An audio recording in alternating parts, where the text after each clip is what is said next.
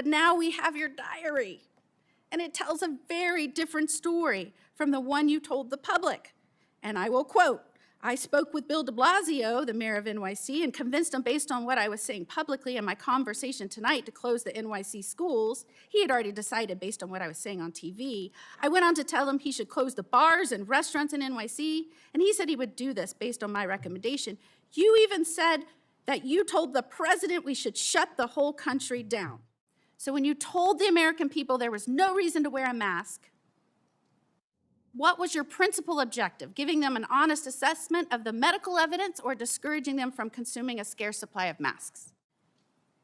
You called our governor, Governor DeSantis, and I'm going to quote this so I get it right out of your journals, a total jerk,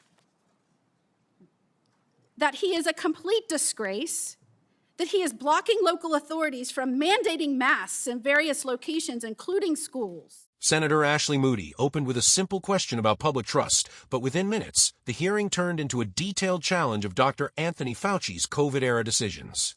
As the questioning continued, she introduced diary entries and compared them with his public statements, creating one of the most closely watched exchanges of the hearing. I believe that the trust the American people place in our public health institutions and what happened to that trust during COVID is important. Because in a public health emergency, they are asked to make extraordinary sacrifices based on advice given to them by the government that is supposed to be working for them. And for that system to work, the public has to be able to trust the people giving them instructions. That trust depends on candor. Would you agree with that, Dr. Fauci? On the advice of counsel, I respectfully decline to answer based upon my rights under the Fifth Amendment to the Constitution. And when the evidence is uncertain, officials need to say so. When recommendations are based on assumptions rather than hard data, they need to say so. And when they get something wrong, they need to own it.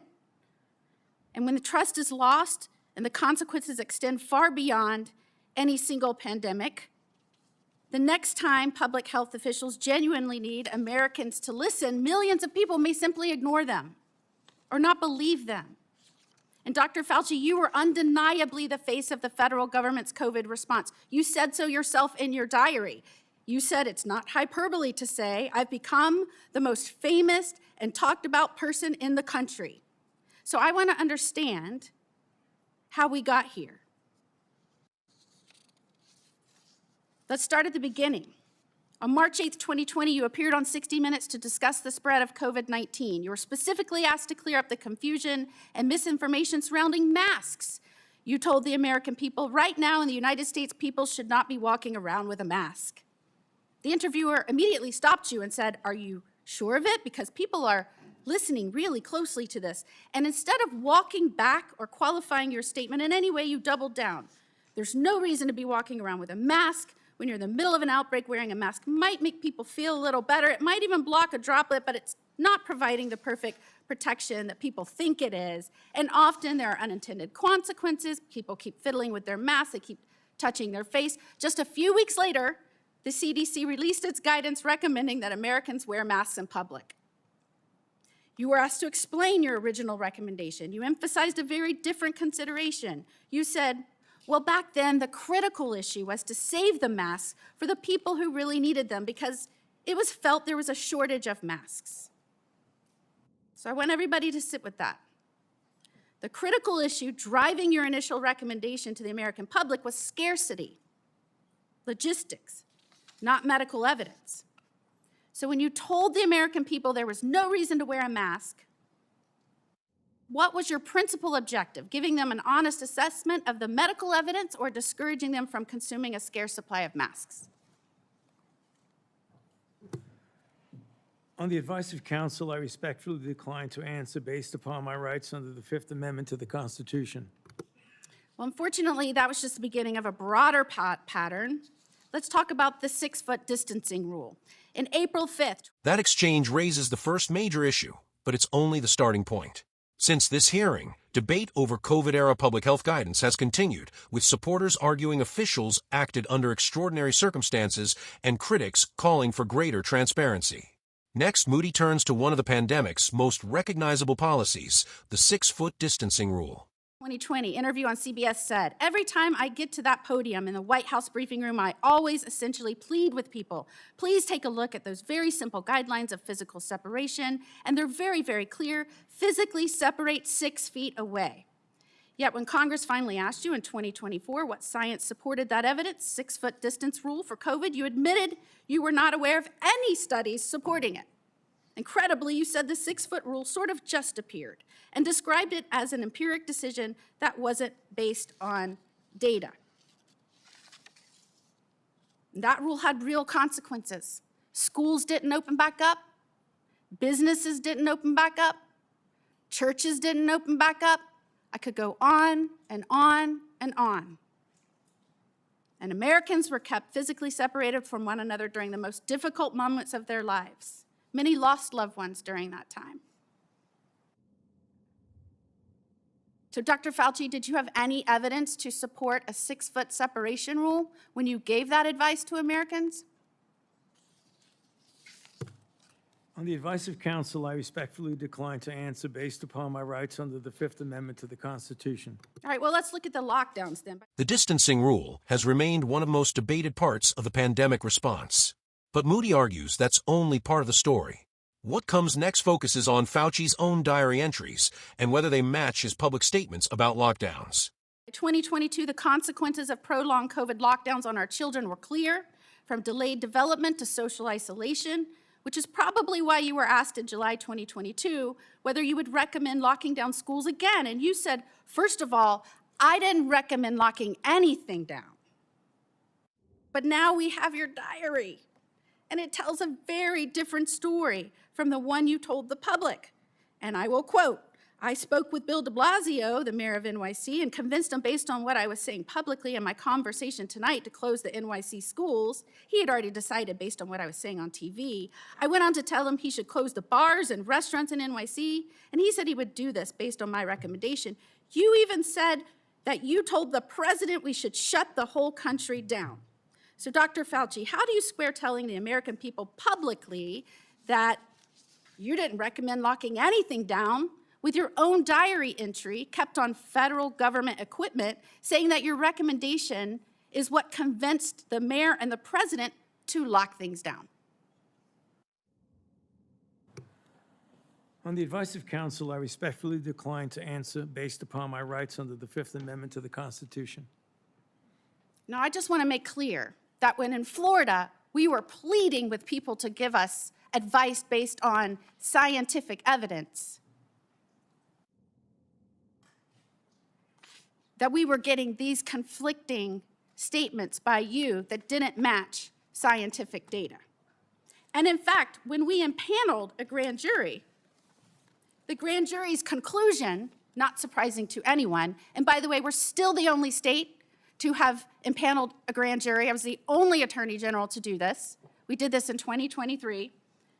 That conclusion was the lockdown, mask, and social distancing advice ministered by federal agencies and implemented by certain local, state, and federal agencies was not based on the best available scientific data. In fact, many recommendations and their accompanying mandates departed significantly from available research.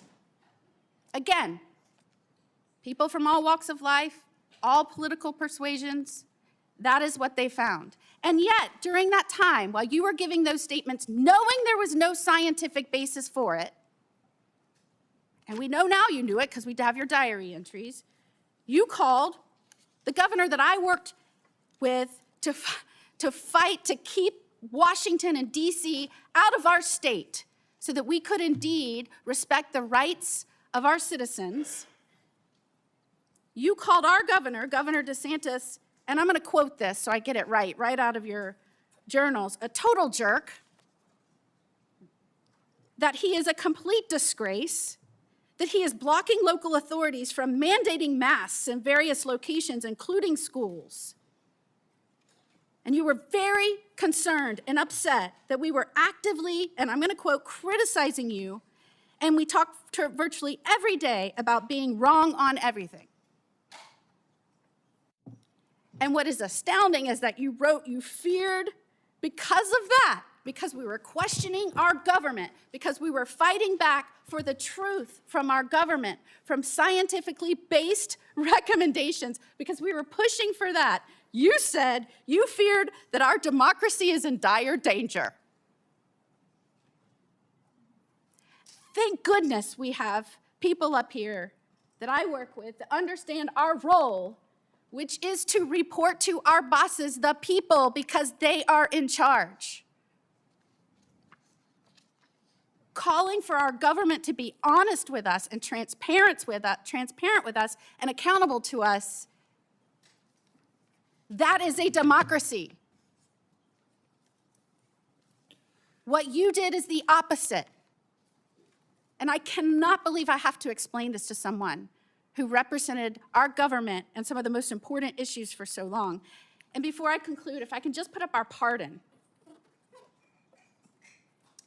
This is the pardon you have heard so much about. And Dr. Fauci, the only other person that got a pardon like this, I believe, had a last name of Biden. This pardon goes back to, and if you'll see, January the 1st of 2014. Did you talk to President Biden and ask for this pardon? On the advice of counsel, I respectfully decline to answer based upon my rights under the Fifth Amendment to the Constitution. Who did you talk to in the White House about this pardon? On the advice of counsel, I respectfully decline to answer based upon my rights under the Fifth Amendment to the Constitution. Over the past several days, this Senate Homeland Security Committee hearing has become one of the most talked about congressional hearings related to the government's COVID-19 response. The hearing followed the public release of more than 1,000 pages of Dr. Anthony Fauci's pandemic-era diary entries by committee chairman Senator Rand Paul. During the hearing, Dr. Fauci repeatedly invoked the Fifth Amendment on the advice of his attorneys instead of answering questions from Republican senators. Following the hearing, Senator Paul announced that the committee intends to vote on whether to hold Dr. Fauci in contempt of Congress for refusing to answer questions. Fauci's legal team has rejected that argument, while legal experts note that the legal effect of his earlier presidential pardon and his Fifth Amendment rights remain disputed issues that could ultimately be decided through further legal proceedings rather than political debate alone. At the same time, the hearing renewed nationwide discussion over COVID-era policies, government transparency, and whether Congress should continue investigating decisions made during the pandemic.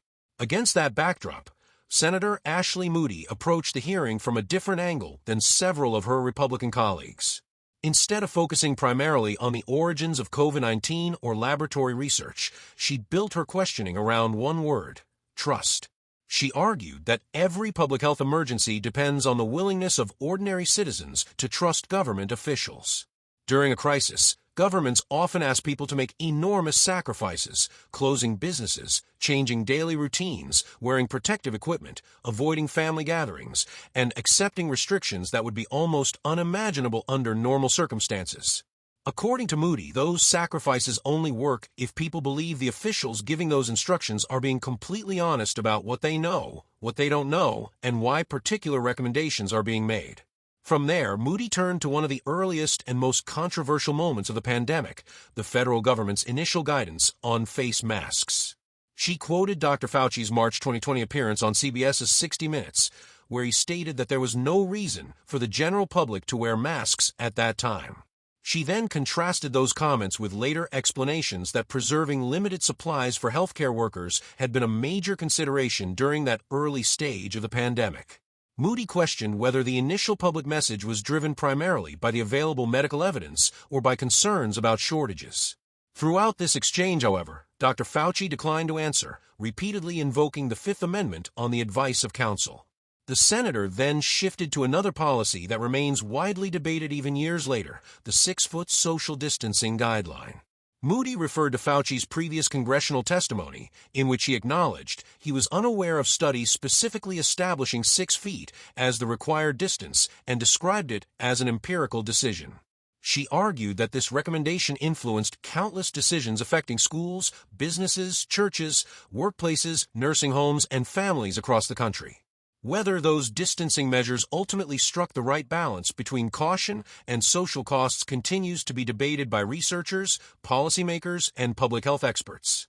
That continuing debate is one reason Congress continues revisiting these decisions years after the emergency itself.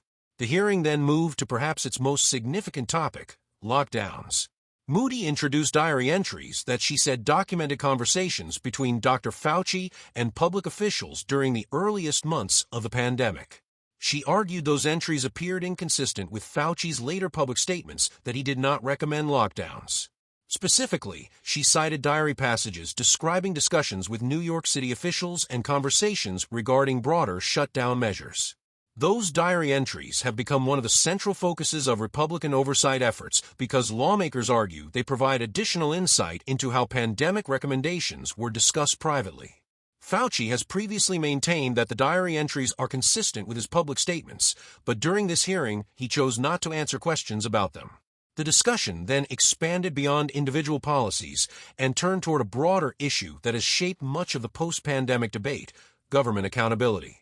Moody discussed Florida's statewide grand jury investigation into COVID-era policies and argued that citizens deserve explanations whenever major government decisions significantly affect everyday life.